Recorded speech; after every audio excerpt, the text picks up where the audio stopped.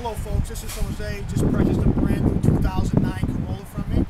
We're just going to take a walk into service and I'm going to introduce him to our service personnel and we'll go from there. Congratulations again, sir. Follow me. Here's our service department, signature certified department.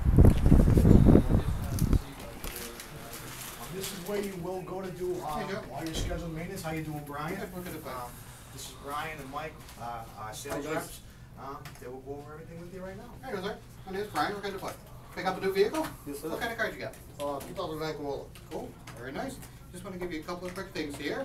Go over some of the service and ideas for you. Just going to give you my card. This is my number here, the number in this shop. Call that whenever you're ready to make an appointment on the vehicle. You need servicing if you have a question or anything on there. This is Mike. Can I help you? And this here, anytime you come in for your service, every time you come in for your oil change services, we'll punch your card. Each time you come in after 5 of them, there'll be a 6th one and no charge for you, courtesy of the service department.